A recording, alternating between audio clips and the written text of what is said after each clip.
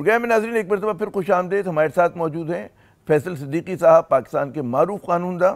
ان سے ہم بات کر رہے تھے یہ جو پوری کنٹروورسی چل رہی ہے ہماری اعلیٰ عدلیہ میں. آپ نے فیصل صاحب وقفے سے پہلے اس کا مقدمے کی بات کی، 63A کا جو مقدمہ چل رہا ہے نظر ثانی کا جو ہے، اس کیس میں بظاہر ایک زمانہ تھا کہ بالکل لگ یہ رہا تھا کہ جی وہ جو ڈیفیکشن کا یا جو پارٹی لائن سے ہٹ کے ووٹ دینے کا دروازہ بند کر دیا گیا، اور اس چیز کو بہت سارے لوگوں نے پاکستان میں بڑا سراہا تھا. انہوں نے کہا تھا جی اصل جمہوریت یہی ہوتی ہے کہ جو پارٹی لائن کے، ورنہ تو ایک منڈی لگ جائے نا اس کی خرید و فروخت کی، ہارس ٹریڈنگ شروع ہو جائے.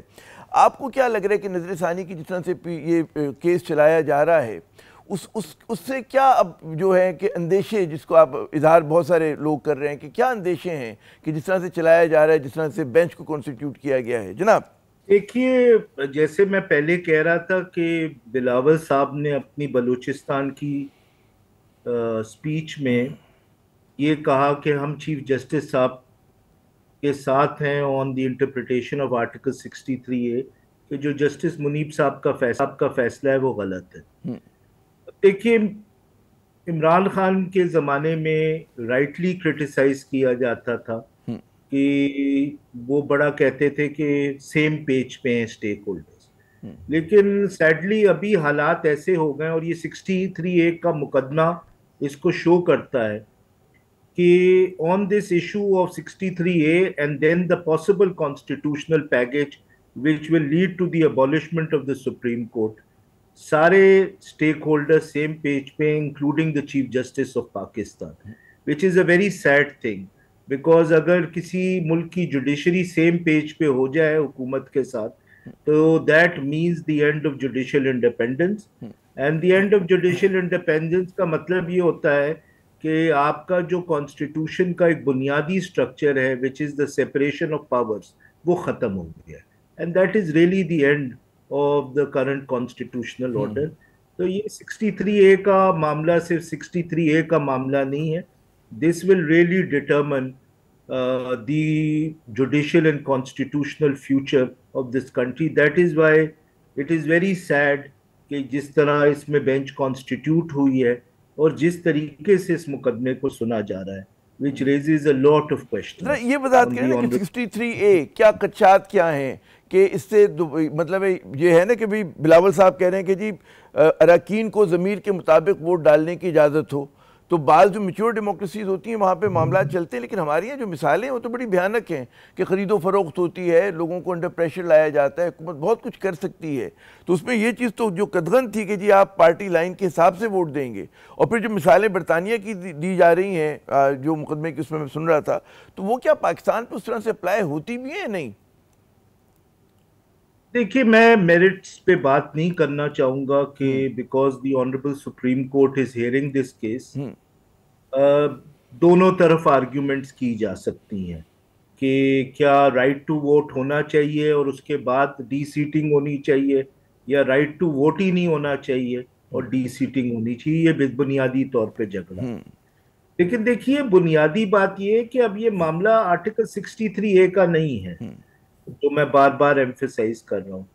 بھئی اس وقت آرٹیکل 63A کی کیوں اہمیت ہے؟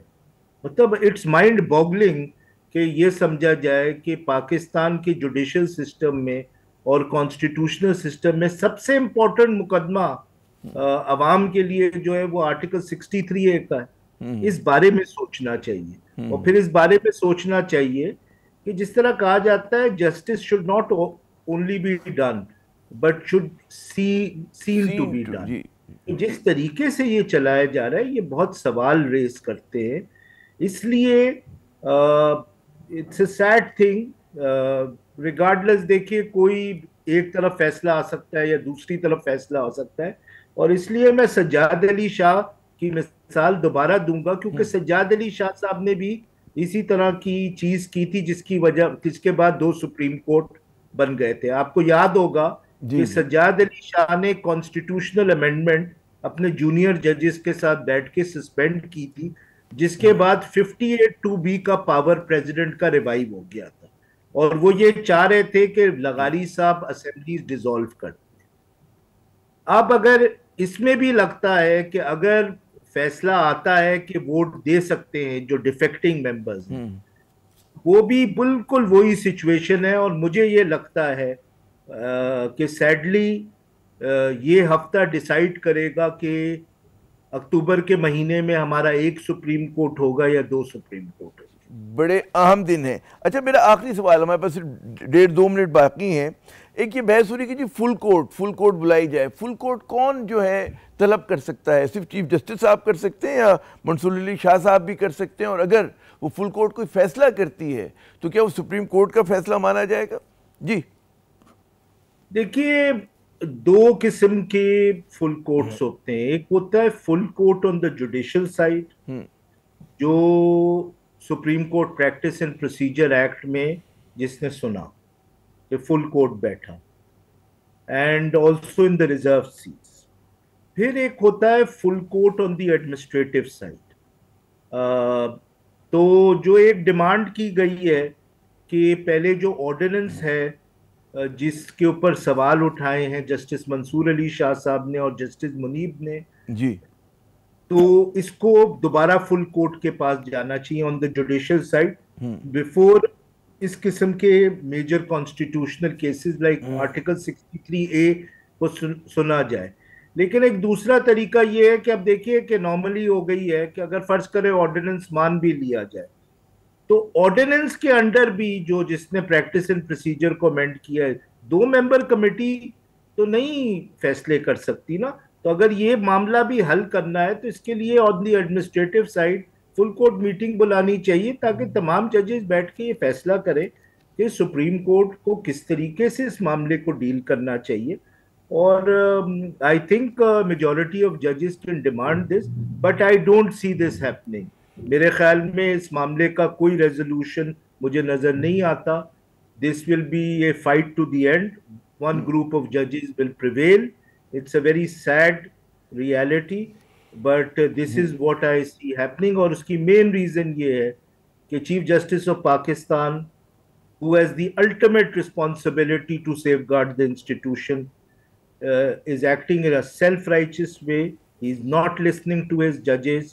He's taking arbitrary decisions. And that is the root cause of the problems we are facing. بہت شکریہ فیصل صدیقی صاحب، آپ نے اپنا قیمتی وقت دیا.